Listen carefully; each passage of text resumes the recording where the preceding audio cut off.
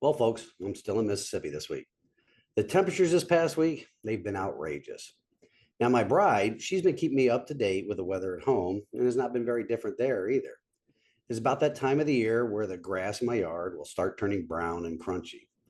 Although down here we have had rain, and lots of it, but only in the evenings. Torrential downpours that only last a few minutes. It only seems to make the humidity at the end of the day even worse than it was throughout the day.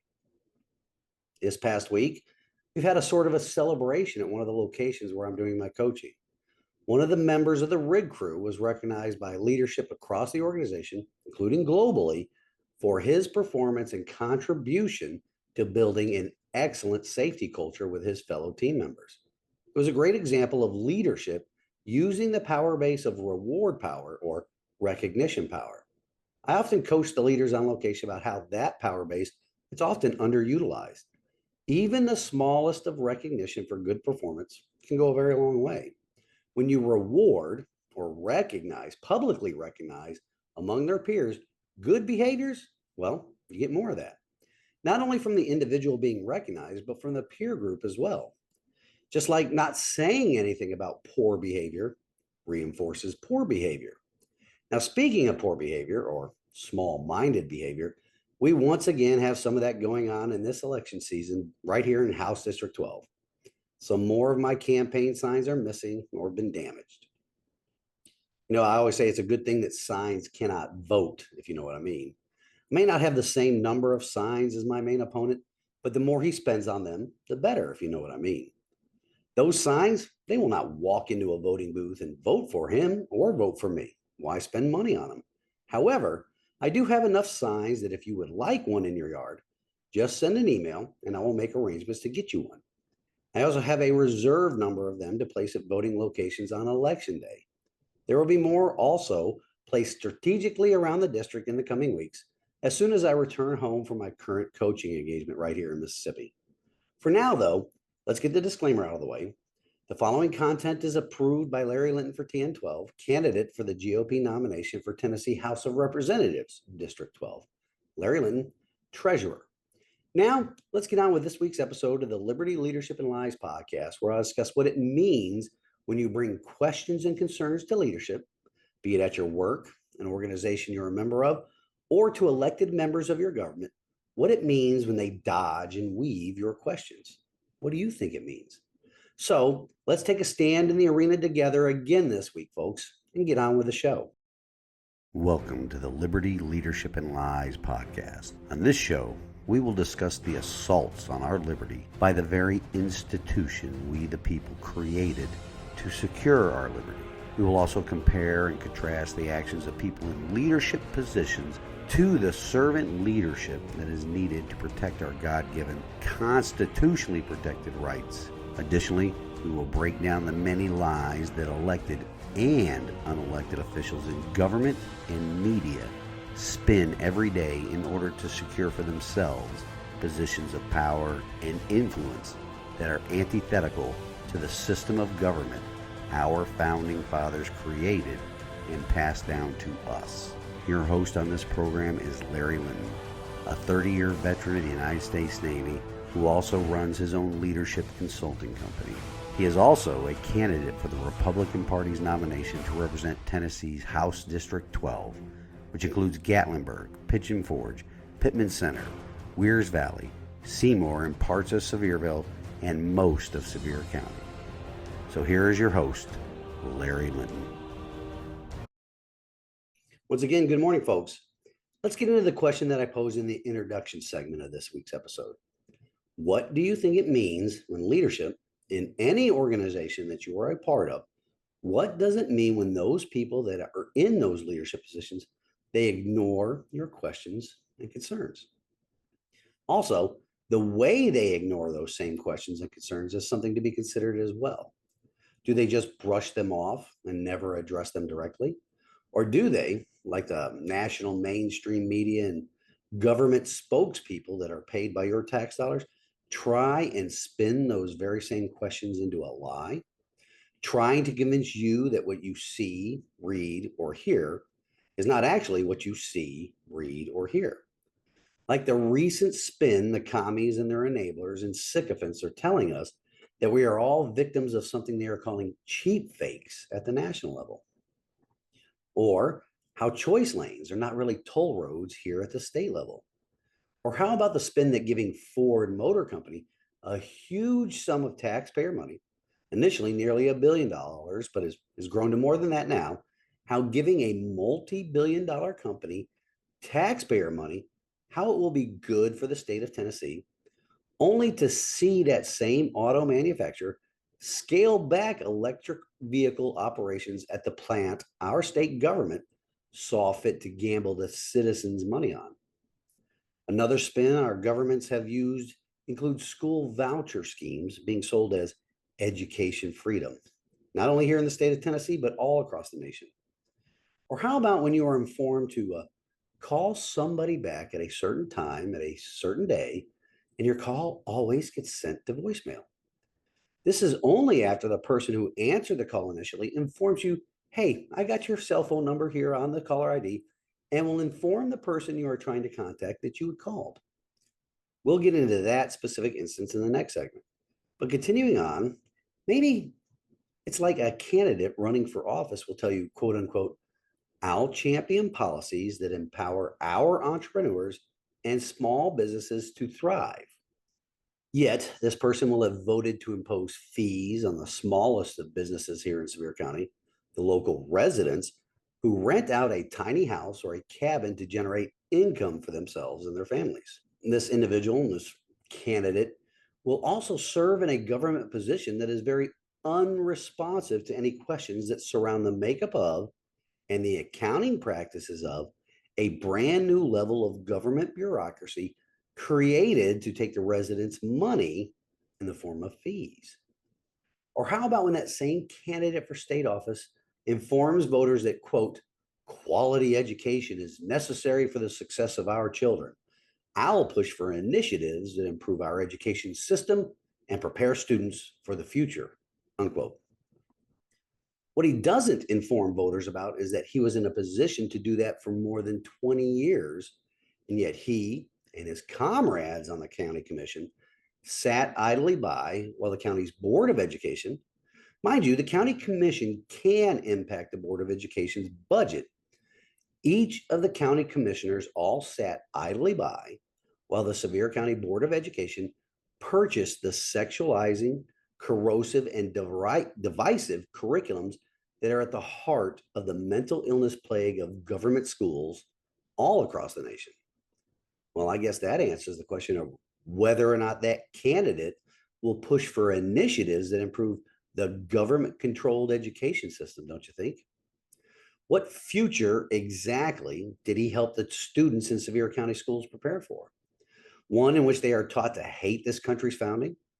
One where there is any number of systems of oppression built into the very fabric of society, and that if the students fail in life, it was because of either their skin color or their genitalia didn't match what they were taught to believe? Just why won't this county commissioner running for the state legislature accept invitations to answer these questions in a public forum alongside the other two candidates running for the same position? The answer to that question lies in the title of this week's show. It is leadership, dodging and weaving away from any situation or circumstance where they would have to answer these questions.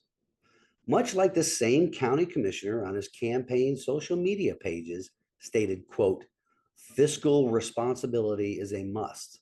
I'll fight against wasteful spending, ensuring that taxpayer dollars are used widely to address, or not widely, wisely to address the needs of our community, unquote.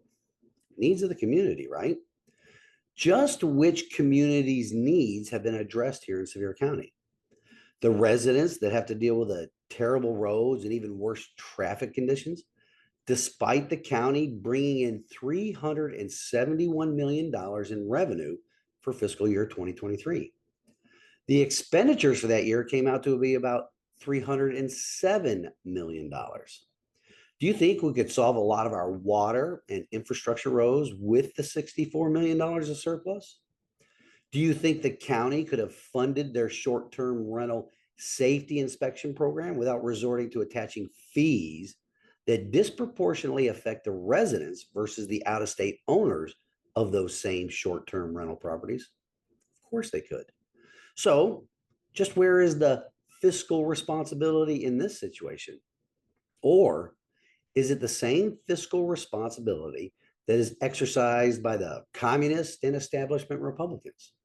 You all know the answer to that. In an era where the cost of living is on the express elevator to the top, our county commission is thinking of ways of squeezing more money out of the residents, all the while not improving the terrible infrastructure conditions in this county that have been accumulating for decades.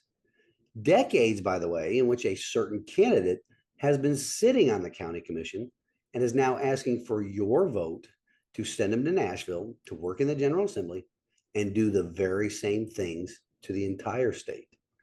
Do you really want to know what is some of the budget spent on?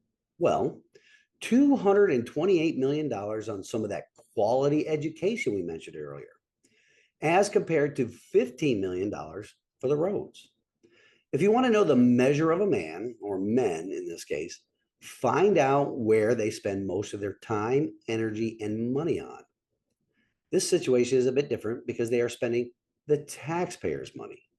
The county commission is more interested in allowing the sexualizing, corrosive, and divisive curriculum to be pumped into our schools instead of the infrastructure that would be more beneficial to the residents.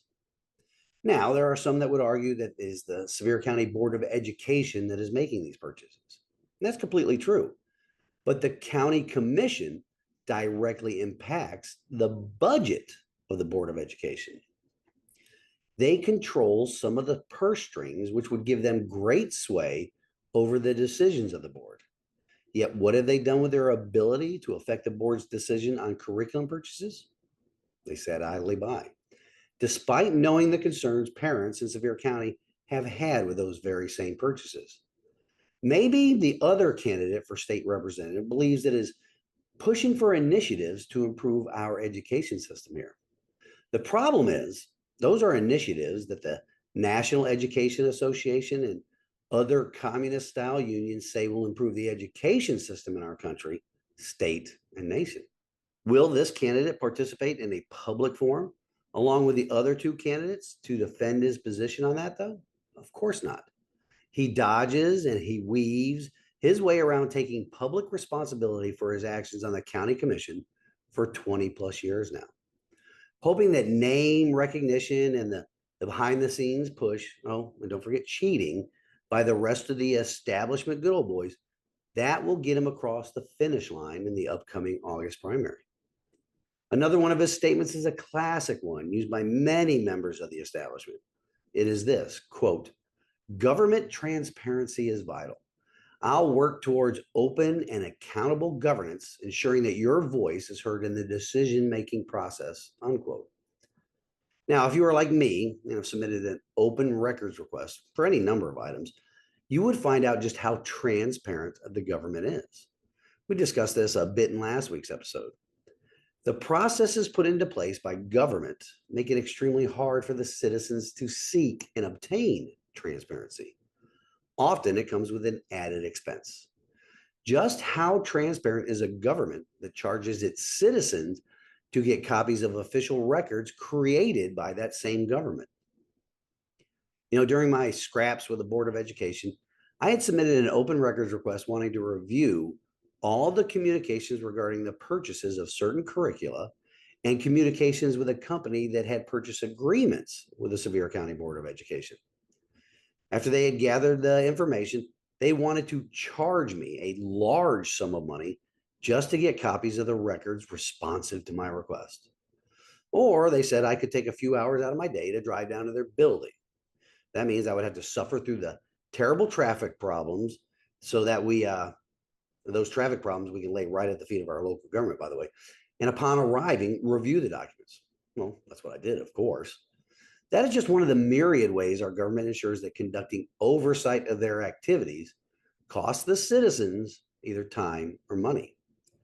The establishment Republicans, which is the same thing as the good old boys here in Sevier County, along with the communists in government, both elected and employed ones, they do not want any type of transparency. They'll give lip service to it. They'll make social media posts about it, but they won't do anything about it. I fall back again to the point of this week's show, and that is the point that my main opponent in the House District 12 GOP primary refused or outright ignored more than 40 invitations to come out to public forums to discuss these issues with voters face to face. It was an opportunity for him to provide some backup to the generalities and platitudes he serves up on his social media pages. Wow. Seems that I'm up against a break right here, but we'll be right back, so don't go anywhere.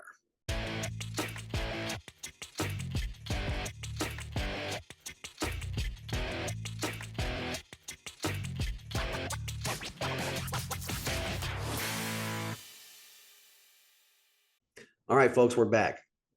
Everything that I said in the previous segment was just a reminder to not fall for the platitudes and generalities of political candidates, as we've discussed on the show many times before. The platitudes and generalities are just another way the establishment candidates will dodge and weave away from any serious questions that voters may ask them. Sometimes these platitudes and generalities become a form of dogma to the political class. You know, one of the profiles that I follow on X is called Thomas Sowell Quotes. Mr. Sowell is a brilliant human being, and there are many things he has stated in the past that should be required reading in government schools, but they won't do that.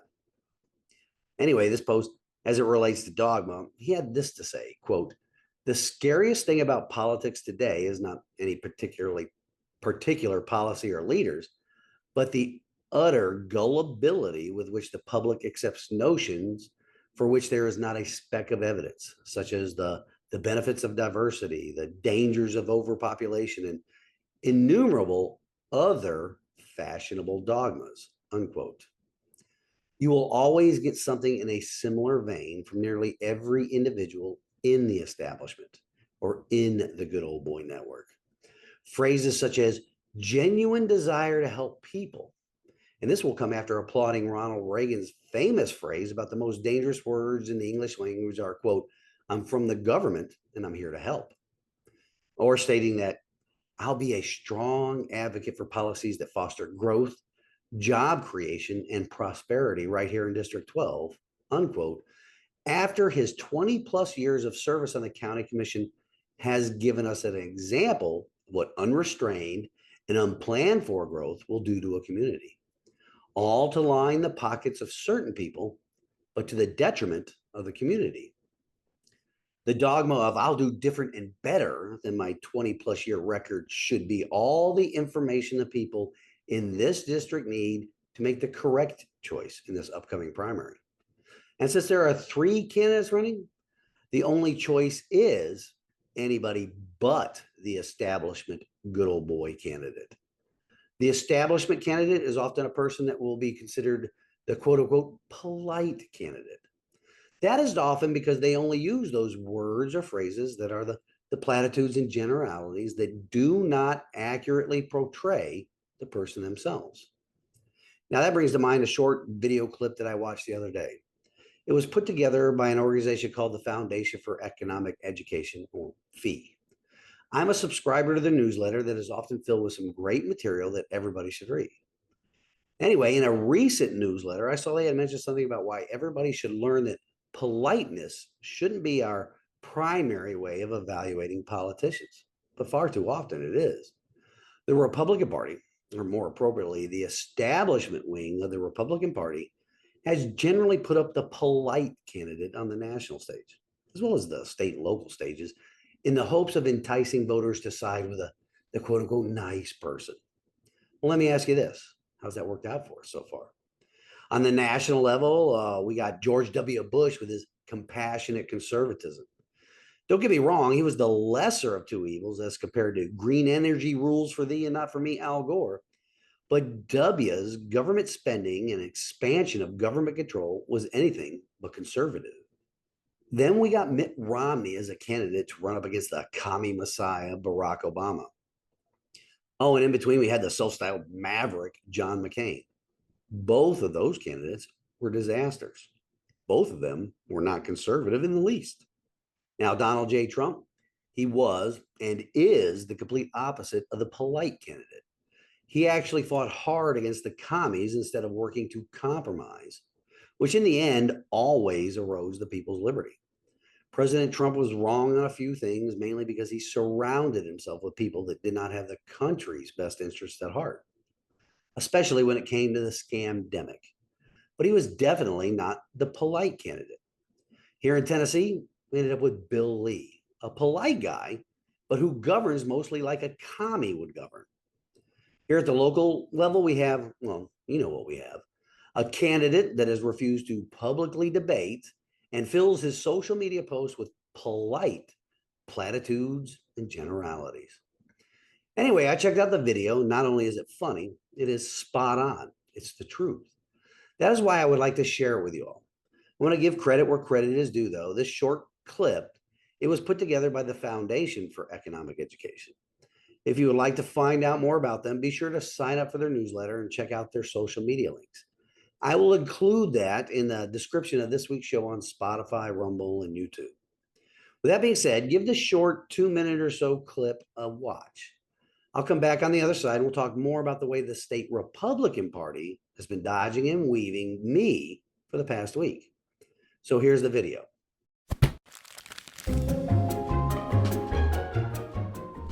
Those who are supposed to defend the values of the West are co-opted by a vision of the world that inexorably leads to socialism and therefore poverty. I say out with these libs! De fuera! Man, that Mexican guy sure is making a lot of sense. You can't call him Mexican. He's from Argentina. That's racist. Oh, couldn't tell you where he's from. I just thought what he's saying was smart. You can't just stereotype people. Besides, that guy is so rude. Listen to this guy. He's way more respectful. Contrary to what the gentleman from Argentina said, See? Gentleman. That's a nice word. people of color, our friends in the LGBTQIAP2+ community, birthing people and children, the global poor, dog moms or dog birthing persons, Very respectful. have suffered from centuries of repression under capitalism. What? Capitalism? In South America? When? Now that some are voting for people like that man over there, we must save them from their own poor choices. I urge you all to support a global revolution that puts us in charge. He was very polite. Wow, what a measured way of saying that he and his elitist friends at the WEF should have the power to control what poor third world people get to do. And he's calling them dumb for electing a guy who isn't a socialist. Even though South America has had almost nothing but socialist governments for a century. You don't find that a little patronizing? Yeah, okay, a little bit. People often confuse the difference between the right words, being polite, and saying the right things, and actually promoting good ideas. This guy might be speaking in a way that sounds nice, but what he's saying isn't actually nice at all. He's up there talking about controlling millions of other people's lives, stripping away their freedom, and overriding their own sovereign choice as voters because he sees them as inferior. Lacing his statements with trendy buzzwords and pseudo-sensitive terminology doesn't make the core of what he's saying any less contemptuous. Or contemptible. I know I could probably learn to speak better, but this is like watching a wolf put on a fluffy bunny costume and the audience not being able to tell the difference. Yeah, okay, I guess I was really listening to how he was talking instead of focusing on what his words really meant. It's too bad so many people with bad ideas can sound so sweet. You don't think we need to print more money? Let's see who wins a boxing match, you fat idiot. Where am I? Well, not all of them. Well, what do you think, folks? Pretty spot on, right? I have often been accused of not being polite when answering questions or responding to posts on social media. Well, I always operate from this position. Extremism in the defense of liberty is a virtue. If that were not the case, we wouldn't be living in the constitutional republic that is the United States of America. Now, would we? If the founding fathers were all polite men, our nation would probably still be trying to negotiate better protections of our freedoms from the King of England. Plus, I find it invigorating to destroy the arguments of the communists and their enablers, along with the establishment good old boys and their supporters. For now, though, let's talk about the leadership of the state Republican Party, specifically Scott Golden. He's a show favorite, isn't he? In last week's show, I mentioned that I spoke with a person who answered their phone lines, and this person informed me that state GOP leadership was busy preparing for their annual statesman's dinner up in Nashville, and they wouldn't be able to speak with me, but that I should call back the following week. So I waited until Monday and started calling again. On Monday, the person who answered the phone informed me that Mr. Golden wouldn't be available till around 11 Central Time the next day, which was Tuesday, and that I should try calling back then, which I did. Can you guess what happened? Well, Tuesday, Wednesday, Thursday, and Friday at around 11 p.m. or 11 a.m. each day, my call was always sent to voicemail. It's kind of strange, not really. Then when I tried to call back at the time I was told to call back, that it went straight to voicemail. Remember, though, I informed you that the person who answered my call told me they could see my name and number on their caller ID and would let Mr. Golden know that I had tried to call him. That is one way that a person in leadership positions will handle things when they are called out for a shortcoming. They will dodge and weave to try and escape answering any questions about how they are conducting themselves, either unethically or immorally. Much like the quote unquote polite establishment candidate will not take any public questions by dodging and weaving, state GOP leadership is dodging and weaving, having to answer for what can only be corrupt or unethical behavior. Don't worry, though. I'll keep trying to call him back. Heck, there might even be a drive up to Nashville in my future after I get back from this trip. Let's see how comfortable he will be when confronted face to face. Let's see if he could dodge and weave then. I'll let you all know if and when that happens, though. Maybe even catch some video of it. Now, that would be hilarious, don't you think? Now, following a short break, we will close out this week's show with wisdom from God's Word and my closing thoughts. Stay tuned, and we'll be right back with a conclusion.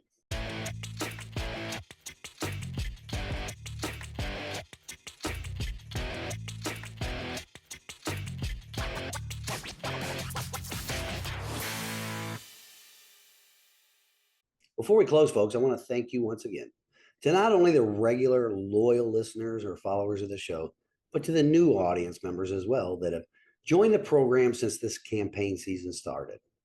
If you live in House District 12, you may have received a campaign mailer this week. Be sure and check out the website listed there. For the residents of Sevier County, you may have received your quarterly Hometown Sevier magazine. In it, you will also see a campaign advertisement. Be sure and use them both to spread the word here in Sevier County that we do not have to put up with a good old boy establishment anymore. That there is a true constitutional Republican in this race to represent the residents of Gatlinburg, Pigeon Forge, Weirs Valley, Pittman Center, Seymour, and parts of Sevierville, just really most of Sevier County. It is time to send those good old boys a message that they don't control things as much as they think they do. And as I mentioned earlier, my signs will start going up in earnest over the next few weeks leading up to the primary. If you would like to volunteer and want more information, send me an email. The address is larry-for-tn12 at protonmail.com. Again, that is larry-for-tn12 at protonmail.com. Now, this week's wisdom from God's Word comes to us from Proverbs 24, verses 1 and 2. Do not envy the wicked. Do not desire their company, for their hearts plot violence and their lips talk about making trouble. You know, it isn't only the communists and their enablers that are the wicked trying to rob us of our sweat equity and take away our liberty. The establishment good old boys are doing it as well. The violence their hearts plot is to keep us all in debt bondage and skyrocket the cost of living for normal, everyday Tennesseans. Their polite lips make trouble by lying to us with their platitudes and generalities. We need to send them a message. No more. We can do that at the ballot box. Early voting starts on the 12th of July here in Tennessee, folks. Time is running out for you to verify that you are registered to vote. Ensure that you are so that you can vote. I would ask that you follow the advice of one of the main voices in conservative movement right now, Dan Bongino, for this election season. It's called the 10-10-10 rule. Bring 10 people to the polls, email 10 people about the days for voting, text 10 people and ask them to ensure they have a plan to vote. I'm asking for the voters here in House District 12 to take a stand in the arena with me this primary election. Our government, big or small or local, state or national, it needs to be put back in its constitutionally limited box. And we need to ensure that we only elect candidates that will work to secure the liberty of the people. Sometimes those candidates are not polite. Until next week, Reveille, it's time to wake up.